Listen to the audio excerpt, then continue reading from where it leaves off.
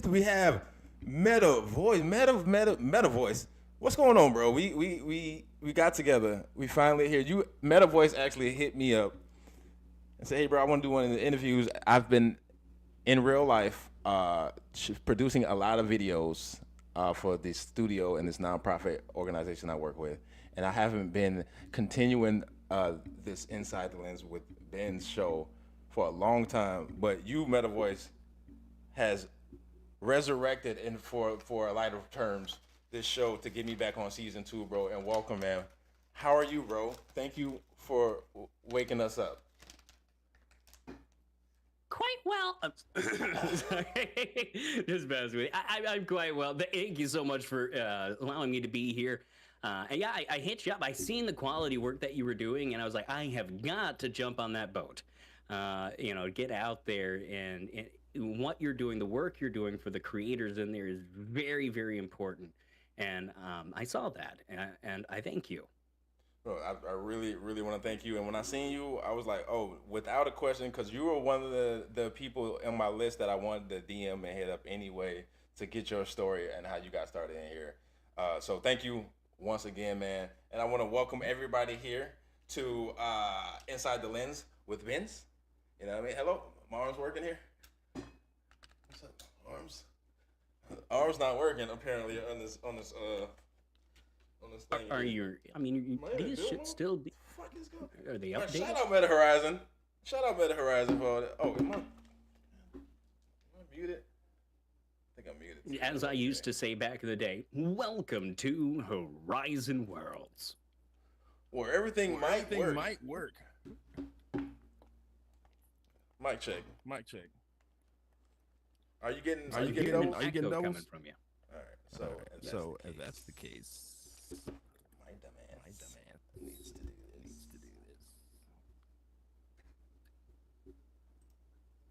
No, I really gotta go back and edit. Well, Meta man, how you doing? What's been on the culture of MetaVoice? Well, just, reinventing theater and virtual reality in a very brand new way and aspect, working with multitudes of creators and people to be able to teach them how to become better entertainers. And then in my spare time, when I find some, what is it I do in my spare time? I work all the time. If I'm not working, I just don't feel like I'm completing anything. I just feel lost. So, man, what was the last thing I did that was for me? I created this one world once. It was just an anime AI ripoff world just to see if I could create it. I went in there and it shuts down every like 15 seconds because it's all made out of like meshy AI. But it looks cool for the first 15 seconds, which is nice. You went there and made it? Oh, yeah. Sometimes I make worlds still just for the hell of it. But I still use Blender. I can use Blender. I had seen a lot of people, you go to these brand new worlds and they got this AI title and you go in there and it's just all meshy 3D models and the frame rates are -50 and everyone's like, look at my cool world. And I'm like, yeah, that's fantastic. And so I thought, well, you know what? I might as well jump on the bandwagon. I made my own meshy AI world, and it looked cool. There's like a frozen battle scene from an anime, and lasers shooting, and smoke all over the place. And as long as you don't turn too much, right? That's the frame rates are great when you're standing still. Oh, well, damn. What's up, Horizon? What's up with that? Yeah. This is frozen in time. No, but I think we got everything fixed, man. My arm's not moving this episode. Maybe I should leave and come back, but it's just not. I don't think it's really that. My mouth's not moving. I don't like that. Actually, let me. If you need to leave and come back, you're more than welcome to. I've got time. Why not, man? We live, but people know what's going on when it comes with technical difficulties. They're not nothing new to the program. I think one of the reasons why I do love Meta Horizon as I do is I'm a big fan of Bethesda. And they Bethesda games, and they share right? things in common. Do they? It wouldn't be Bethesda without Bugfesda, because it's the bugs and glitches that make the character of the platform.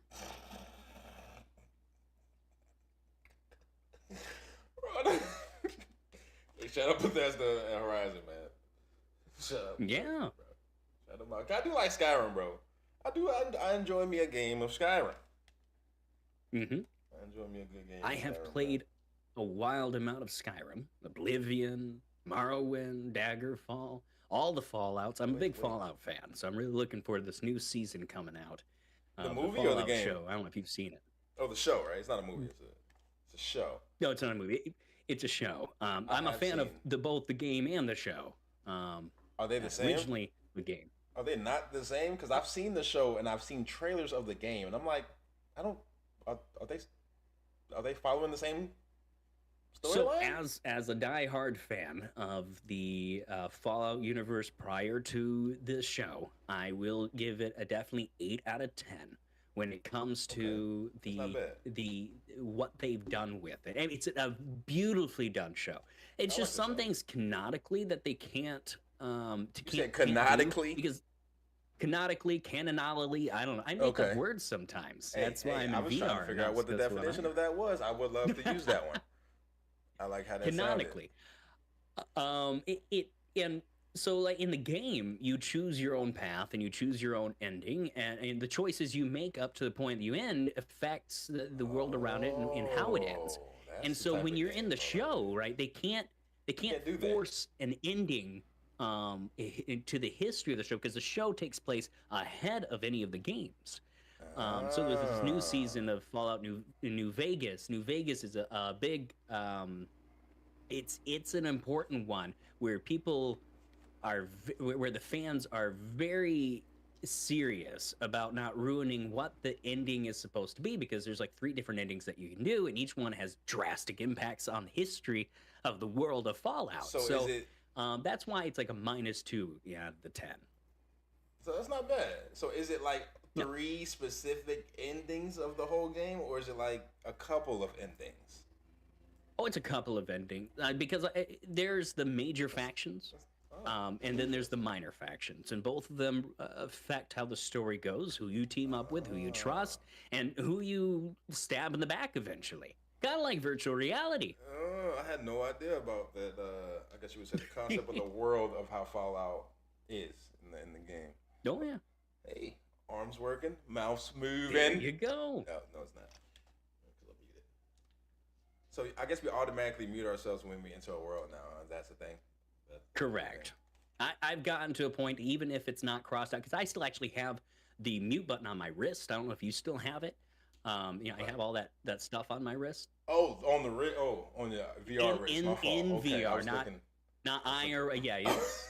Unless you like got a tattoo of a mute button on your wrist, which hey, that might be a trend. It's just click mute and then walk away. You know what I'm saying? Imagine that. Imagine the mute button on your wrist. All right, we back at it, man. Let's do it, man. We gave a nice pre-show for the people. Got some people falling in. I couldn't check in, but I'm pretty sure they falling in.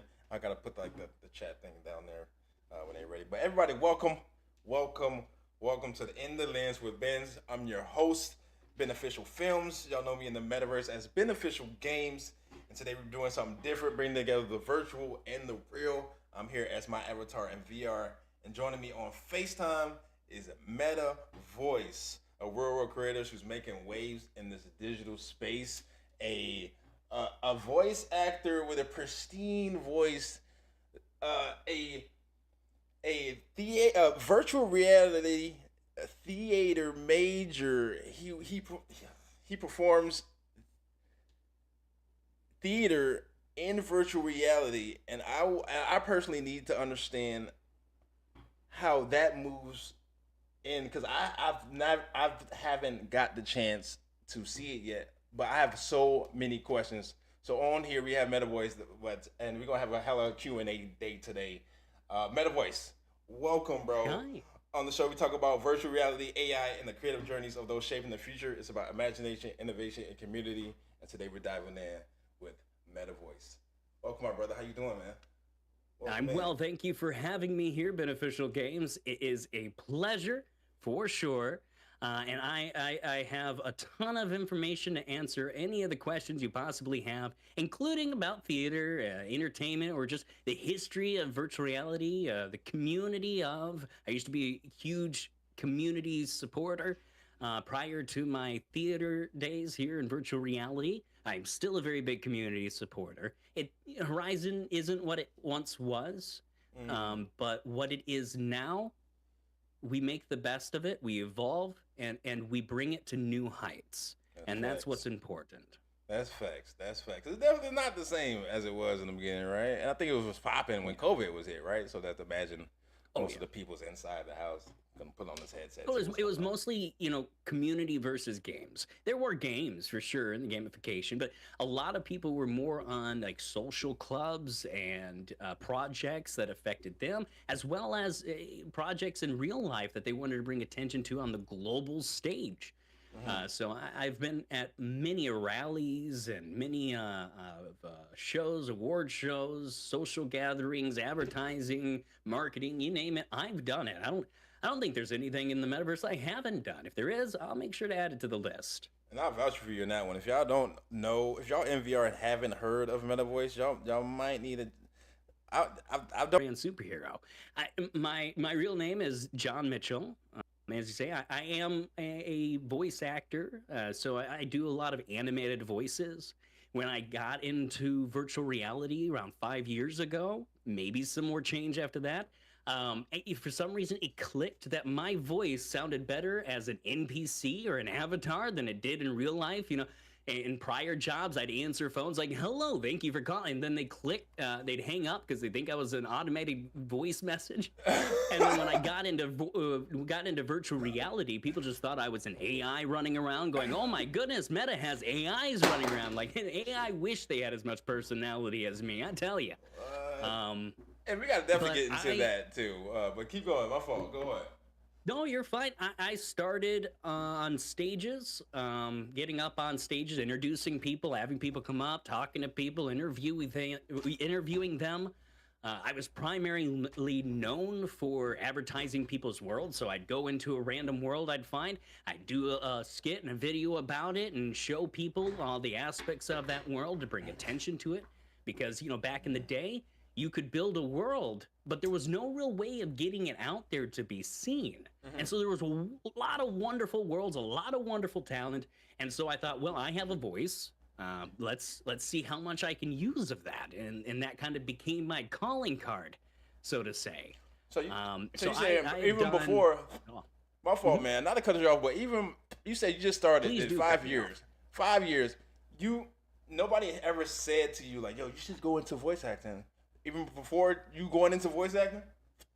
Well, they did, and I had tried. I had tried to do books on tape, Audible books and stuff. I put myself out there on Voice 1, 2, 3. But when it comes to voice acting, just because you have an awesome voice doesn't mean you can succeed at it.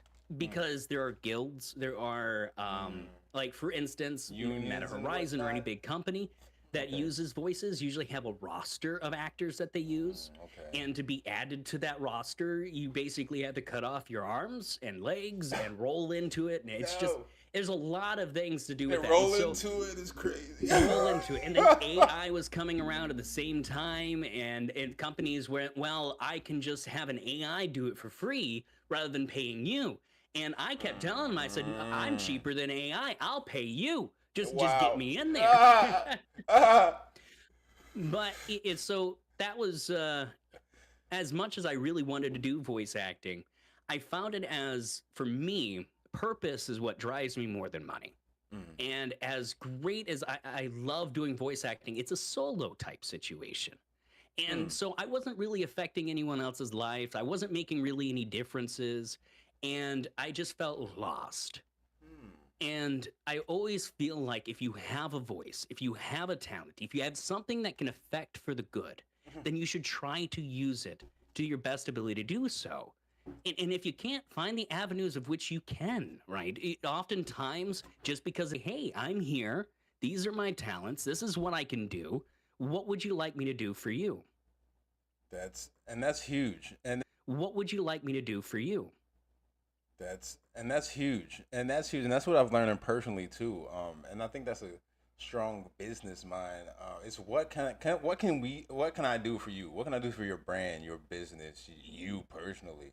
I think that's that's how you get more connections rather than saying, "Hey, I need some money." No, Exactly. hey, I need some money. And being a voice actor, I do like 20-something animation voices. I can do everything from Scooby Doo, Mickey Mouse, Shaggy, Doofenshmirtz, Professor Oaks, Mrs. Doubtfire. All right, hold Just to on. name a Let's few. can I do it? Can we do a Spitfire real quick? Can we do a Spitfire? We can, Is that a as long thing? as as long as I know the voices. Long as I you- can't. Okay, I can't right. make out the voice. No, I was Yeah. gonna do the names that you mentioned. Oh, okay. But yeah, cool. We gonna do that later. I'm gonna throw it out. I'm gonna throw it out to you. Okay. Later, because we can get more into your voice acting. Let's get into this VR, virtual reality, bro. When did you first put on that headset, or how did you get introduced to virtual reality in general? I got introduced into virtuality. I got the headset because I needed to exercise, and a lot of us was like, "Hey, yeah, VR is a great way to exercise," and then we stop exercising because we find awesome games we can sit on the couch and do. And so I got on there to do one of those exercise things where you're moving around, you're punching things that are coming at you, and there's music happening, and that was fun. But then I really got into a particular game that no longer exists called Echo VR, and it was ultimate frisbee anti-gravity. So you're floating around anti-gravity and you're shooting yourself through these tunnels, and you got this frisbee disc that you're passing to your teammates, and you got to make it through these goals in the end, and there's 2 goals on both sides. It was an amazing game. And the it's no developers, longer. I don't know, It's screwed no up longer some here. point. What? It's no longer It's here. no longer here. That sounds no, fun. No longer around. It was ultimately funny, but because it was so early for its time, there was barely anyone on the virtual headsets to be able to take and make use of it. Oh, Meta probably picked It them was up. before like Population 1 came out. I remember when Population came out, Population 1, and I got on there when it was just a tower. But when it came to Echo VR, that's kind of when I started. I started doing the sports competitions that they had on there. I would be doing the color commentating. And so we're like, oh, there goes blue team shooting down, passing it on to Raby. Raby's got it, shoots it over to Jackson. Oh, what a score. That's right here on Echo VR. Nice. And that's kind of how I started getting known for my voice there until I had a friend that says, well, I'm hanging around in the metaverse with all these people and Horizon. Right. I was like, well, I don't know what Horizon is. I wasn't always a very sociable person. And so I didn't really get in it at first, and it was very, very early. I mean, they had, I think, venues on there. There was like a handful of worlds that people were doing. They didn't have a lot of the right? tools. Social apps, I feel like is a new, maybe not new, but as far as like VR social apps to where you think it's straight games in there, but now you can go in there and just chat or meet people or network. Correct. A lot of times what I found, and I'll go into it at some point later, but one of the great things about social apps that I had found is there's a lot of people in the world that are even scared to leave their own home, that it can be dangerous for the places that they live in, that walking out the door is the difference between life and death. And when it comes to virtual reality, put on this headset, to be able to socialize with people, to be able to learn things that you need to be around people. I think I'm still here. Okay. It was so beneficial for the mental health. Now, there are some downsides to mental health when it comes to VR, but anything used correctly can be a good thing. Anything used in too much of an excessive amount can be a bad thing. So I had found that, if you're an introvert, you could thrive a little bit better in virtual reality because you don't have so much of that energy from that person-to-person contact that usually weighs you down. Somehow there wasn't that energy that was like a strong magnet that would drain you. And at any point in time you feel uncomfortable, you could take the headset off, you could center yourself and go about your day. Right. And that's why I was very big on like partying and socialing. I wasn't a partier, but people partying in it because they could stay home. If they're going to drink, they're going to drink. At least they're home. They're not driving. They can do everything that they're going to be doing and be around people that are their safety net, their social You know what network. I'm saying? And that's huge. Yep. That's huge for a person who has that environment in those circumstances. And that's huge. I love that you put that there because that's how, I guess, mainly, I would say most people who are that way are in VR. Especially Correct. those There's who a are lot in of there now. introverts in VR.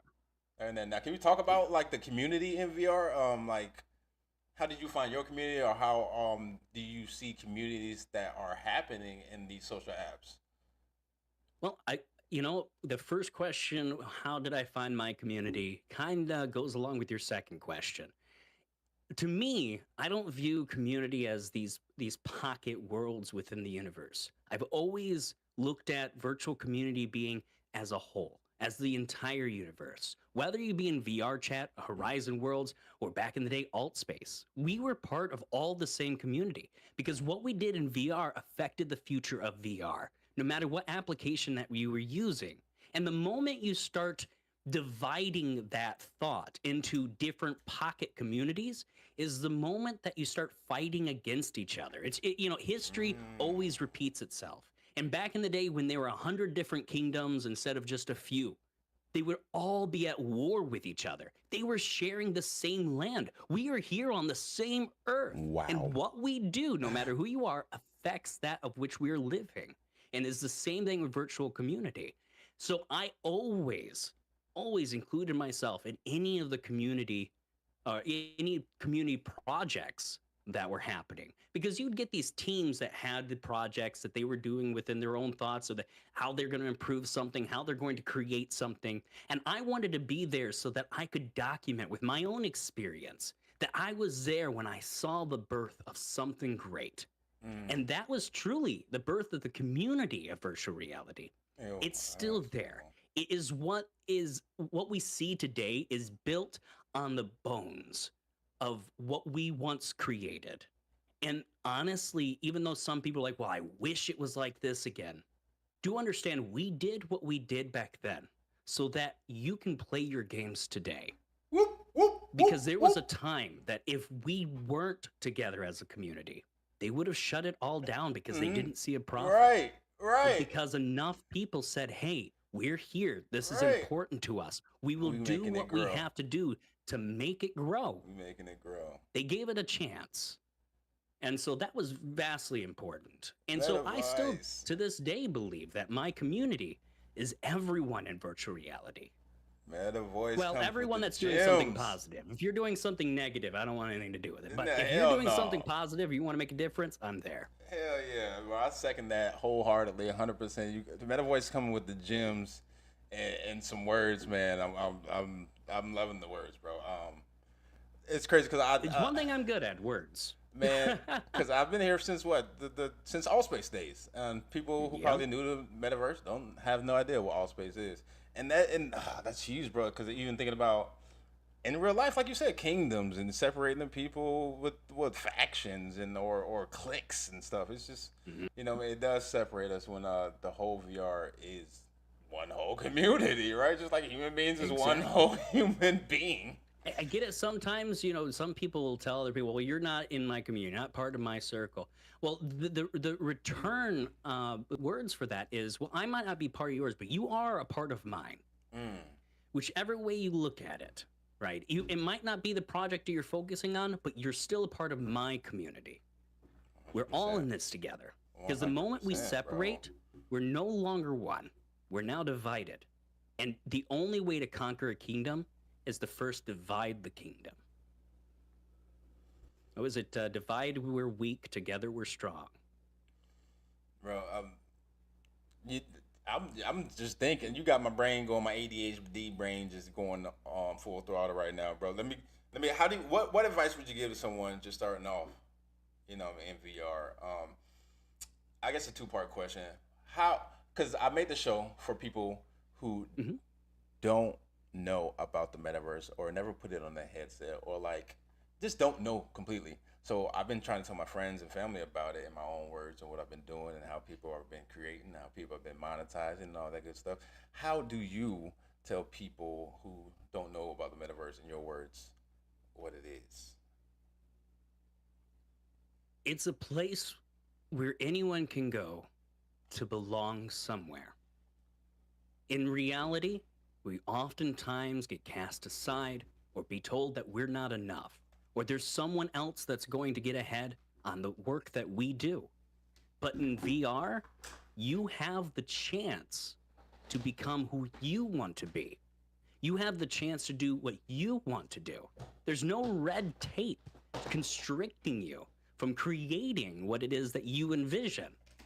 So if you're the type of person that just wants to relax, maybe you're successful in life, but you want to become a nobody, and you don't have that chance around you because everybody you know knows you. You can go into VR and you can be anyone you want to be or no one at all. Or maybe you're in reality and you feel like you're not amounting or the world's not allowing you to mount to your full potential. Go into virtual reality. Test out your thoughts, your theories, and what you want to bring, and see how it's reacted. Because oftentimes people live in these towns or cities or states, and everything they know is what is around them. But the moment you put on that headset, you're no longer alone in that little town. You've now entered the global space. Your culture is now broadening with your experiences at the same time. It's a very different beast, but it's a beast that you can control by the actions that you do, whether it be good or whether it be bad. It does show in virtual reality. 100%, bro. The people who I do interview or people that I meet in the metaverse tend to, I guess, in my words, see VR as this mask, right? Which is kind of is, right? You are this avatar, this completely kind of different person. And excuse my floating button head, by the way. My headset has died, and I am getting back on now. But luckily, y'all can still hear me.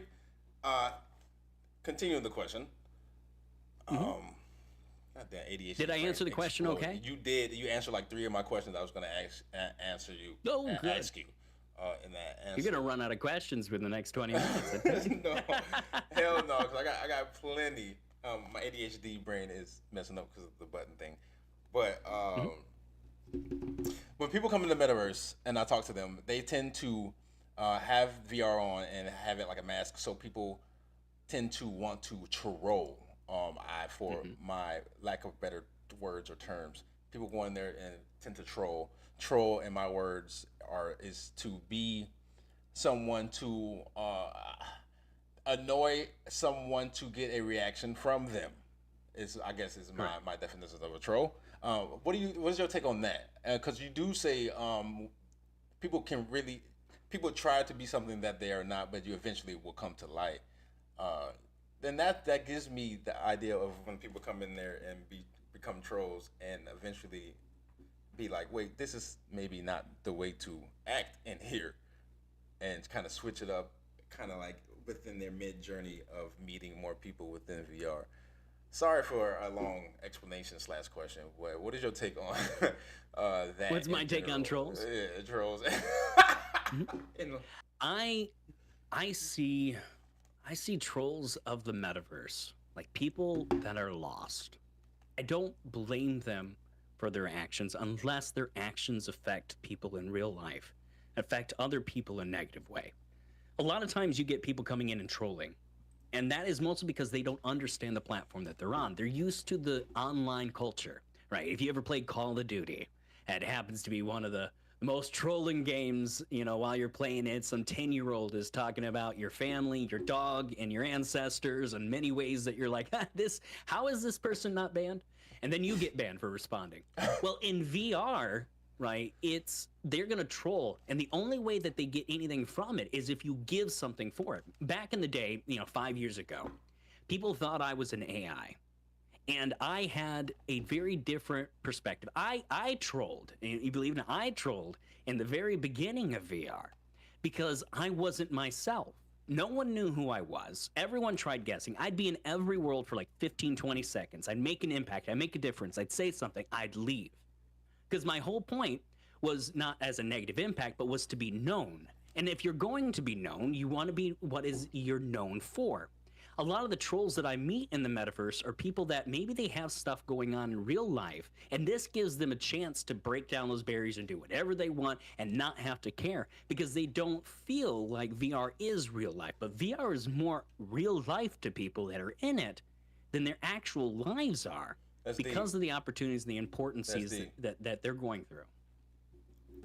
So, you know, I remember one time I had a group of people surround me in a world, and they kept running around going, "You're AI, do the voice, do the voice, do the voice." And I just stood there and I didn't say anything. I just observed. And after a while observing, they got bored. They said, "Well, why aren't you reacting?" And I said, "Why do I have to?" And it was almost as if their brains exploded because everyone else reacts to them. I believe that it is not the person behind the mask that creates the troll. I believe it is the reactions of the people that strengthen the troll behind the mask. Ooh. Nah, I'm finna go silent because my brain got low. I mean, yes, right? Because yes, it's the reaction. You're only gonna get more of me if I get the reaction, right? And then, so with that being said, bro, how do you how does one think? How did you? You say you started off being a little bit of a trollism. Being a troll, yeah. How did you transition? Because, well, it took maybe a year and a half. I had to show my real face. There was a time no one ever saw me. They didn't know what my name was. I didn't really. My social media presence at the time was just as MetaVoice. Everything I did was as MetaVoice, and I went in there even under a different voice. Some of those that know me. Now, this might bring out some PTSD in people, but the voice I have, which is my normal voice, wasn't the voice I always used. Back in the day, I used to be much more expressive with my voice, and I used to talk like this everywhere I went. And anytime someone came up to me, I'd say, "Hello, I'm MetaVoice." And like, "Oh, you're fake." And no matter how many times I told "you're fake," it fueled me almost to keep doing what I was doing because it brought attention. And that's how I was able to then experience what a lot of trolls experience. It's addicting to get reactions. And at some point I had to have that conversation with myself saying, what do I want out of this? Do I want to just go in there and be MetaVoice? Or do I want to go in there and make a difference, not just in the lives of those in there, but my own life in real life? Do I want to waste my time? And I didn't. I wanted to work with people. I found there were people that didn't want to work with me because they didn't know who I was. And trust is a huge, huge thing in virtual reality. Trust is the majority of your reputation. And I've been fortunate enough that my reputation is one that you can trust. People never hear me screwing anyone over. I don't. When I have a purpose, I get it done, and when you do it with me, it's fantastic. I've worked with multitudes of different people, even people that hated each other. They still worked with me. And it's because I was vulnerable enough at one point in my career in the metaverse to go, "Hi, I'm John Mitchell. I'm a human being. This is MetaVoice. This was a character I did for a long time. But let me show you where the similarities between this troll called MetaVoice and John Mitchell meet." And people accepted me more for being that and being honest about who I am than they did when I was just MetaVoice. You know, it was like a gimmick. People loved MetaVoice, but no one loved the person behind it, right? And it was easier for them to conceive this as an AI or NPC than an actual person. And that became a problem, which also led up to me becoming more of, showing who I am. Because if people thought I was an AI or NPC, they'll treat you like an AI or NPC. And people don't treat AI and NPCs very nicely. They don't say please and thank you. There isn't a lot of compliment. It's more of control in action. They refuse to see the human being behind the lenses. Do you think it's because... I'm going to cut you off, sorry. Do you think it's because of the avatars? You think because we're looking at, these 3D animated characters? Well, look at it in the history of Horizon's avatars. When we were floating beings, there was a lot more scams and drama because it was easier to look at something that didn't really look like a person and treat them like they're not a person. And over time, as the avatars evolved and the more human-like we became, the more we started looking at mental health, the way we started looking at bullying, the way we started looking at how we affect other people on there, and the way we affect ourselves. So there is this bit of uncanniness when it came to the early avatars versus the newer avatars. You take VR chat, for instance. There's a lot of trolls in VR chat because you don't have to be human. You can be a mailbox. You can be an animate object. Right. And if we're gonna treat an animate object like it's nothing, then we have that same mental chemical imbalance in our brain that treats people behind those inanimate objects as nothing. True. Does that make sense? It does. 'Cause I was in VR chat as no lie, an egg McMuffin. Yep. And I was walking around talking as an egg McMuffin. A graphic, it looked just like it. You can look on the computer, the VR, it looks just like an egg McMuffin in your computer screen. And yeah, that just to throw that out there. Just to throw that out there. Do you think networking in VR is different than networking in the real world? And if so, what's the big pros and cons? I think networking in VR is much easier than networking in real life. Much easier. Much easier. And not just in the way of the opportunity being right there that you network with people that you would have never met in real life at all. You don't have the expenses of having to travel to different expos or conventions or social gathering. You can do it from home and still get done the stuff that's important to you. You know, that's one of the things that I really loved about VR is I've got to meet people from all over the world, which I would have never had the opportunity to meeting. Being able to hear stories of people's experiences that I've never dreamed or heard of, and being able to share in those experiences as my own. So when it comes to businesses, I always say if you're a local town business, like a mom and pop shop, it's not going to help you a lot unless you're looking to become more of a global standard. If you're looking to broaden out nationwide or global wise, then VR is the place for you to network. If what you can do affects the human and not the region, then what you're going to do is going to succeed.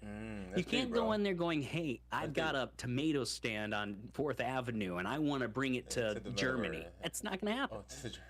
That's so true. Your perspective is, bro, where it needs to be. And you're kind of like, yeah. Doing how do you know who to connect with? How do you know who to connect with? Because I know you got Comco Theater. How do you know what I mean? You have Comco Theater. We're gonna get into that and talk about what you do in VR. But how do you connect with those people that you got as your theater? How do you I had found so when I founded Comco Theater, it was out of necessity. Because one of the slogans I used to say, I took it from a movie called Robots. It's see a need, fill a need. And I've always seen a lot of needs in virtual reality, and I've always been a part of filling those needs in some way, some group, some fashion. I had found that you're going to find the people that you don't work well with before you find the people that you do work well with when it comes to VR. And it might take a lot of time sometimes. You know, for me, and I've been there for 5 years, I've done everything from comedy clubs, working with professional projects with Meta on that, to talk shows, to now theater, and, even public movements. When I got the theater together, it was because I had all this experience being an entertainer from back in the day. And at the time, we didn't have an event system anymore. They took that away after a couple of years in the beginning, and they just didn't give it back for a long time. And so there's no real way of doing events and getting them out there. But I remember being a part of a group going, no, we're going to keep this going. And so the theater is part of that. There's a lot of people like yourself that do movies or films and stuff in VR, and I could have got into that. I had the opportunity to do so, but it didn't ring with me. With theater, I have a personal connection to it because I get to help teach people. As I said earlier, there's a lot of introverts in VR. And with theater, it allows me to empower those introverts to become the talent or the skilled warriors that they've always been, that real life never gave them the opportunity to do so. By working with them, helping them to be more charismatic, helping them learn that who they are now, whether they like it, whether they don't like themselves, they can become something that they do like. Who you are is up to who you want to be. You'll take it for there are some people in the metaverse that are just not good people, and they admit that they're not good people. What they do is on purpose. But there's a lot of people in there that want to be good people but don't have much of a voice, which is another reason I went as MetaVoice, because I was like, Wow. I'm not the voice of Meta Horizon. I'm the voice of the community, the people behind it, right? And I wanted to give that. So with a theater, it allowed me in real time affect people's lives and make changes to help improve the entertainers that I've always wanted to see become a part of it. I always seen that, there are good actors in the films, but there really isn't a lot of acting classes. You're taking some people that you might think have some talents from the real world, and you're putting them in the films, and then you run into a lot of drama behind the scenes, appointments, scheduling, and all that. Oh yeah. With theater, you mold the actor into who they can become, not just who they are now. And that was a very important part for me. Ooh, So that's we- deep. Coming from a film we do- major, bro, that's deep, man. Because as I'm making these movies and films, a lot of people who are in these films don't have the theater teaching. I think they need. I feel like if they get the theater teaching, they will come on set and be like 10 times better. Exactly. And one of the first steps I had to make the choice myself was a sacrifice. There is no great reward without great sacrifice. And I could have been selfish and just tried to focus on my career as an entertainer. But I looked at it and said, well, there's a need that I need to fill. I have this experience, I have this ability to coach and teach. So I took a step back. I made a name for myself early on. I don't really have to make a name for myself anymore. Now I need to help others make names for themselves, because the only way that we're going to get entertainment to be at the quality that I expect it to be, and those that work with me will know I can be a bit tough to work with, because I have expectations of quality and standards that must be met. Yes, sir. And the only way I'm going to get those to be met is to work with the people, teach the people, allow them to grow so that they can go to avenues like to yourself and become better for you too. Because a better entertainer and a better actor helps the producers become better, help the directors become better, help the writers become better, help the filmographers become better.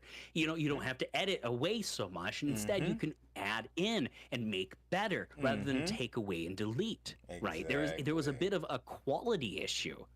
And so I hope that through this, the actors that I teach go on to teach other actors so that we can make this as a common staple, a common thing that people know. Well, yeah, virtual reality has entertainment. And those entertainers are really good. Real life doesn't give you as many opportunities to show what you can do because there's a lot of people gatekeeping it. There's a lot of entertainers that want to be at the top, and they know that you're coming for them because it's a very competitive world. They'll try to push you down. Uh-oh. But in virtual reality, the only thing keeping you down is you. Is you, brother, sister. Get to work. And speaking of that, man, Comco Theater, bro. Let the people know what is Comco Theater. What is Comco Theater, and how did you get started in there? Well, Comco stands for Community Collaboration. It's a shortening of two words. It is something that I've always done. I had seen a lot of things that I had done working with people solo without teams. And I'm a big collaborator of the community. And so if I was, one thing I never had was a place of my own or a project of my own, a club of my own. I never started one because I wanted to help other people's with theirs. Something that I'm good at, or I have been able to work on this whole time. And so I meshed all that together into theater. And at first, we tried it in a traditional stance where we had a theater and a play, regular-sized people in the audience, right? And there was some stuff missing. Now we do theater very differently. For instance, the Christmas Carol, the audience is about 1 inch tall. The actors are 300 foot tall. Ooh. You don't just see a stage in front of you.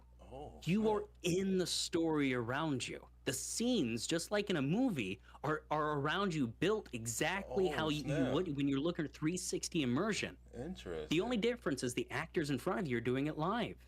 And we had to do a lot. I had to invent a teleprompter system. And so that's one thing. So there was a couple of boxes I had to check off. One, can I make it so that anyone can do theater in virtual reality? Because like we talked about, there's a lot of introverts in virtual reality, but there's also a lot of people with disabilities that find VR as a second chance, a second opportunity. If they're in a wheelchair and they can't get up on stage or go out to places often because of anything that is holding them back, maybe they're of a certain age, they can't memorize lines like they once could. Well, how can I make it so that they are able to do so? So I created a teleprompter system that's invisible to everyone else but themselves. It flips through the pages of the script right in front of them as they would, and now anyone can do theater without having to memorize a single line. Wow. We've had people. We did Shakespeare prior to this one, so we did Shakespeare in the Park, and we had a couple of people. Well, one of them, they had uncontrollable issues with their limbs, and they had learning disability, and they cried tears of joy because they got to stand next to their peers and act alongside of them and say lines of Shakespeare that they never thought they would given a chance to do in front of a crowd, and no one looked at them for what they were missing. They looked at them for what talent they had. It was no longer a judgment of what you can't do. It was now all about what you can do. I love that and so that was much, a difference maker. I love that so much. You know, with this, and I call it virtual cinematic theater, where we take the technology given to us, we take the expectations of virtual reality, and we bring you something that's going to entertain you, it's going to wow you, and it's going to make you think of all the possibilities that are still there, endless, for you to reach out, for you to grasp, and for you to make use of. It's still at its infancy. And it's still a baby. And that only makes me excited for what more we can do with it. Right? I always feel like the technology doesn't evolve itself. It takes the community to evolve the technology. Like you said, man, it's gonna take us to make it grow, bro. And I love what I'm hearing, because when I've heard about theater, I thought it's what you said when you first started, you know, stage with some chairs, you know, you guys are acting. But when you explained how you said, wait a minute, we are in virtual reality. Let me see how I can really make this a theater in a VR theater. I'm completely interested. Please let me know when the next show is. Let everybody know when the next show is. Tomorrow. When? Where? Oh yeah, we're show? At the Comco Christmas Carol World, and the events are out in Meta Horizon. You can find them on the events list. You just type in Comco and you'll find them. We have Tuesday and Thursday at 9 p.m. EST. We have added, because Sunday alone we had over 200 people interested. And to come and show up, and we only have spots for 15-20 people in the audience. So you have to get there like an hour early, and if you don't get there an hour early, because the place will fill up to 32 capacity within 15 to 20 minutes easy. Correct. So we have that, and then we have this weekend. We're doing Saturday at 9 p.m. EST, and we're doing Sunday at 6 p.m. EST. And that'll be it for the Christmas Carol until our next play in the next couple months. It takes about 3 to 4 months to do a single play. And so my goal isn't to just do... That's writing rehearsals? Building text, scripting. We have people doing scoring music and sound time in virtual reality. I guarantee it. How long is the show? I made sure of it. How long is the show? It's 2 hours. A 2-hour show. Is there intermission in between? We have a 5 to 10 minute intermission. Yep. All right. And how's that work with in VR? How do your intermissions work? Well, if you leave the world, good luck getting back in. Okay, that's what I. Most of the time, I tell people, you know, coin out, use the bathroom, come on back. You want to get on there before the headset knocks you out by being timed out. We keep the intermission to 5 to 10 minutes, and then we start it back up. It's short intermission because of how VR works, and a lot of times the inactivity on the headset it's set for game mode, and so Horizon and these developers never thought about doing theater in virtual reality, so it's not set up for that. Mm-hmm. Exactly. So if you're gonna do intermission, make sure you have your drink. Make sure you have a bucket near you with a hose. I've done a lot of shows, and I'm not scared to tell people. Like, I've been on the toilet a few times with the headset on, still completing the mission, doing the show. You gotta go, right? Yeah. Stuff has to be done. People rely on you. So yeah, that's the thing with this. And so next year when we do Treasure Island, we're gonna have an entire ocean with pirate battle scenes, cannonballs flying past the platform. We have this platform that you stand on, and being the inch tall, and it flies through the air, following Scrooge to each one of the locations. Through his bedroom, through the darkness, through the schoolyard, and you're transported around you as the world is changing. You'd never even know. Wow. Yeah, we gotta check it out. We got to check it out, my brother. And man, this was a lovely, lovely conversation. And before I go, bro, have you ever filmed? You ever filmed one of those theaters shows? Yeah, so you can go to the Comco Theater YouTube, and you'll be able to see Shakespeare in the Park, and we did the Telltale Heart as Okay. well. Any of our productions will be small audience, big actors, because with doing that, you're able to see graphics a lot better. Like when you're far away in your normal sizes, you can't see someone's mouth move on stage, but when you're only an inch tall, you can see them blink, you can see them wince. Even though if you don't have pros, the what I always found is that your avatar will have facial features depending on the sound of your voice and the expressions that you make using your voice. And so those that are better at being expressive with their voice are going to get more animations happening with their avatars. And so teaching them how to do so is going to give a better performance. So any shows you see, you'll be an inch tall, and the audience and the actors are going to be really big. Very nice. I'm ready to check it out on YouTube and in person, and hopefully we can collab on a video, man. Hopefully I can have you Yeah. doing some filming of one of the shows, man. And use you and some of your cast members maybe as an actor on some future short films, man. And I'm pretty sure they're gonna kill it when you do. Is there I any? don't gatekeep my actors. If anyone needs quality good actors, you see the Comco Theater. You can use any of them that we have. They are very excited. They are very passionate about it, and they are very skilled. So if you want quality, come to the Comco. My man, thank you so much for your time and your words, bro, and your energy, bro. I love everything about what you're doing, who you are, and what you're gonna bring to VR. And you being like the voice of the community is huge, man. I definitely vouch for you being like the mayor of the metaverse once that happens, bro, for sure. There was a presidential run at one point, and I didn't run for it. I always said, people can make a difference without having to have the power. The power is what you yourself say it is, right? I don't need a title to be a supporter and a pillar. I just Talk need it, the opportunity. talk it, brother. You know. My man, my man. And anything else you want to say? Any last minute words? Any shameless plugs before we head out, brother?